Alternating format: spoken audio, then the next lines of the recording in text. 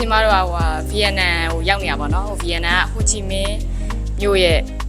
industry တခုကိုရောက်နေတာပါအဝတ်တဲ့ industry ပါအခုကျွန်တော်လက်ရှိရောက်နေရတော့ဗီယက်နမ်နိုင်ငံမှာရှိတဲ့ portrait garment ဆိုတဲ့ industry တခုဖြစ်ပါတယ်ဒီ industry ရဲ့ပေါ့နော် profit ကိုဘယ်လိုထိန်းသိမ်းလဲဒီ employee နဲ့ကြားထဲမှာဘယ်လိုမျိုးဆက်ဆံရေးကောင်းအောင်လုပ်လဲပြီးရင် export တွေဘယ်လိုပို့လဲဆိုတာကိုလေ့လာခွင့်ရခဲ့ပါတယ် business အကြောင်းကိုနေတွေ့ကြုံနေရတော့အများကြီးရတယ်ပေါ့နော် business တွေတယောက်အနေနဲ့သူတို့ရဲ့ဗီယက်နမ်မှာရှိရဲ့ industry ကိုလိုက်ပြီးတော့ထဲဝင်လိုက်ပြီးတော့လေ့လာခွင့်ရရပေါ့နော်အဲ့အတွက်ကြောင့်မို့လို့ပျော်ရဲ experience တွေလည်းအများကြီးရတယ်ပေါ့နော်အခု VNN trip မှာတော့ဒီကျောင်းကနေပြီးတော့စီစဉ်ပေးရပေါ့company ပေါ့အဲ့ company မှာကျွန်တော်တို့ကျောင်းသားတွေအကုန်လုံးလေ့လာနေတာပေါ့ဒီမှာ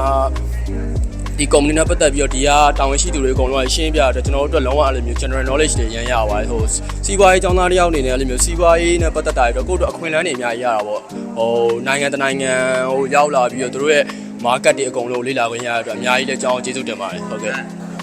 industry ဘိုင်းကတော့ကျွန်တော်တို့လည်းအရန်ကြီးတိုင်းကြီးသက်ဆိုင်နေမဟုတ်ပေမဲ့ဒီလိုမျိုး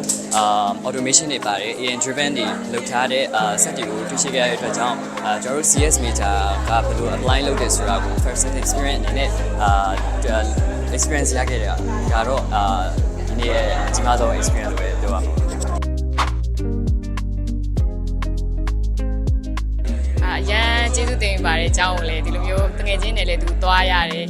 ပြီးတော့လည်းပထမဆုံးသွားဘူးတာပေါ့နော်ရန်လည်းဒီများနိုင်ငံမှာလာပြီးလာရောက်လေ့လာခွင့်ရတဲ့အတွက်ရန်ကိုကုန်ယူမိပါတယ်ကို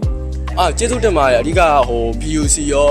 ဟို BUC ကိုလည်းအများကြီးကျေးဇူးတင်တယ်ဒါအကြောင်းသားတွေအတွက်သူတို့ကြည့်ပြီးတော့ဒီလိုမျိုးလုပ်ပေးရရဲဆိုတာကောင်းတယ်လေဟိုဘာပဲဖြစ်ဟို business သမားတွေအတွက်ကောဟို internship